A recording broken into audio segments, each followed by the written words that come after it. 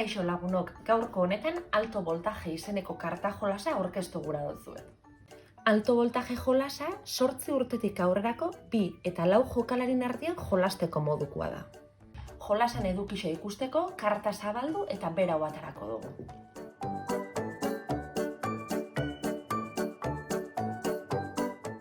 Alto voltaje jolasa lehen esan dut zuten moduan karta jolas bada. Eta hemen baditugu hainbat karta, bai? Kolore eta zenbaki desberdinetakoak, bai?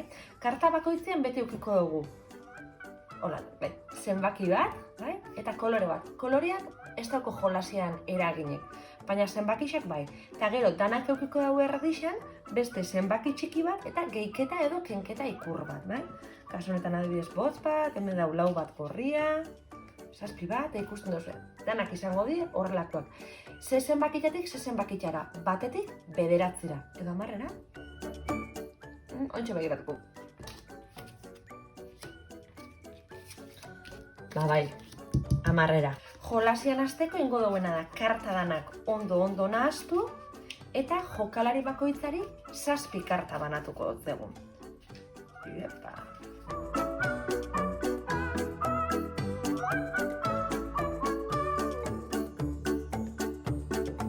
Kartak banatu ditugu eta ostien egin duena da karta bat atara, gora begira ipini eta karten gainontzeko karta multzua bera begira ipini aldamenean.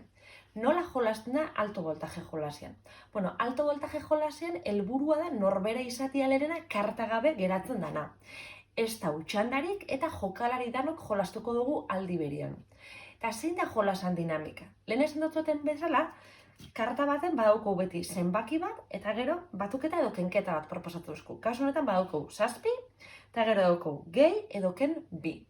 Ba edozein jokalarik karta honen emaitzari dagokizon karta bat eukiko balau, ada 7 gehi 2 9 edo 7 ken 2 5, karta hori bota beharko leuke mai gainera inon txandarik errespetau barik edo esango dut inon zain egon barik.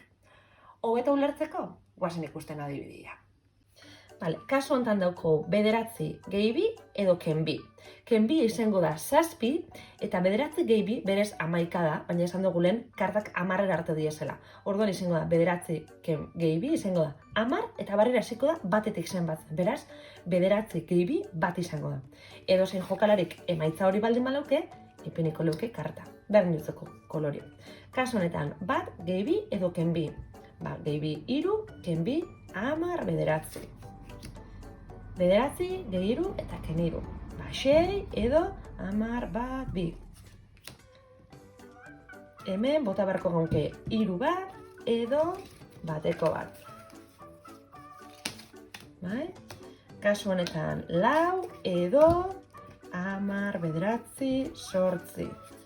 Eta alik eta azkarren karta horrek daukonetako bat, bota beharko leuke.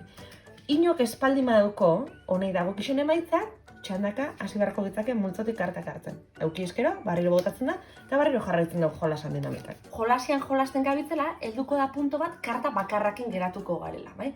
Karta bakarrakin geratzen garenean, berdin jutzo ze balixo daukon, karta horrekin zuzinen buruz bere ipinitxa, itxinko eta gure txanda bukatutat emango dugu. Lehen esan dako moduan, karta gabe geratu da lehenengoko jokalerixa, izango da bizkorrena eta izango da irabazlea. Ba, hauxe da alto voltaje matematika eragiketetan, kasu honetan, batuketa eta kenketa bizkorretan oinarritutako jolas arinarin bat. Gaurko bideo hau gustoko euki baldin baduzue, sakatu atsegin dut botoiari. Eta aurrera etorriko dien mai jolasen azalpen bideoen berri eukigura baldin baduzue, arpidetu gure YouTubeko kanalera edo segi adi gure sare sozialei.